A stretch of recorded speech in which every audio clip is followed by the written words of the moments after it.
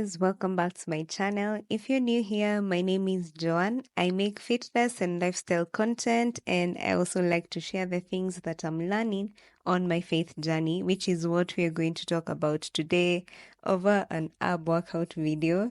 Our focus is going to be on Joshua 1:9. I encourage you to read from verse 1, but basically, what happens before this verse is that God gives Joshua some instructions or commands as he's taking up being Israel's leader after Moses' death. I'm going to read from verse 3 to 6 just so you hear the instruction, command, and promise God gave Joshua.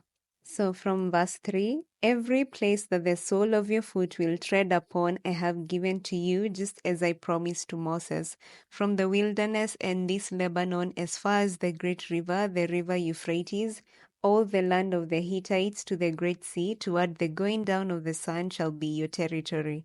No man shall be able to stand before you all the days of your life, just as I was with Moses, so I will be with you. And then verse 9, which is what we are going to focus on. Have I not commanded you? Be strong and courageous. Do not be frightened and do not be dismayed, for the Lord your God is with you wherever you go. When I read verse 9, it got me thinking, why has God persistent on be strong and courageous? It is repeated 3 times, verse 6, verse 7, and verse 9. The interesting part is that it comes after God has given some grand promises to Joshua. Every place your foot treads, Joshua, it's yours. No man shall be able to stand before you all the day of your life. That's verse 5. Personally, if God told me this, I would have a different kind of confidence. I literally would have no worry because I know God is fighting for me. But unfortunately, even I knowing this, when things get hard, I start wondering, where is God in all this? Remember, this isn't just a promise to Joshua, it's also a promise to us Christians. And that's when verse 9 became even clearer to me. Verse 9 starts with, Have I not commanded you? This part is basically an emphasis of verse 6 and 7, where God has repeated, Be strong and courageous. I like how it's not a request, it's an order. You don't take orders lightly.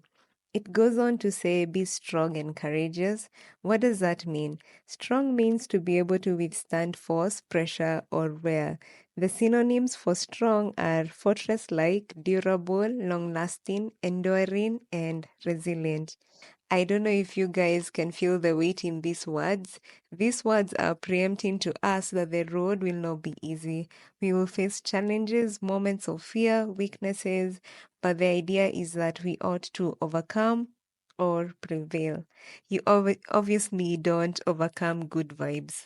Then there's the word be courageous, which means it is not to be deterred by danger or pain. I don't know if you guys get the drift, but it's still preempting a situation where you're going to be in challenging situations. Like Joshua, yes, I'm going to give you any land that you step your foot on. No man is going to be able to stand against you, but it's not going to be easy. You're going to face danger. You're going to be in pain. A synonym for being courageous is being brave, which means you face your fears head on despite being afraid or uncertain or scared. And I like that because it acknowledges the human experience, because we do have a lot of fear. Then it goes on to say, do not be frightened and do not be dismayed.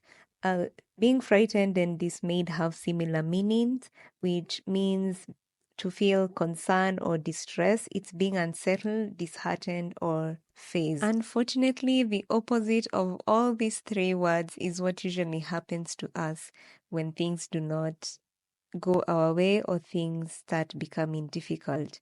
We usually start questioning God's presence when we are faced with tough situations. We tend to think that because God made us certain promises, the journey will be easy. We usually expect to cruise in prosperity, but unfortunately, that's not how God works.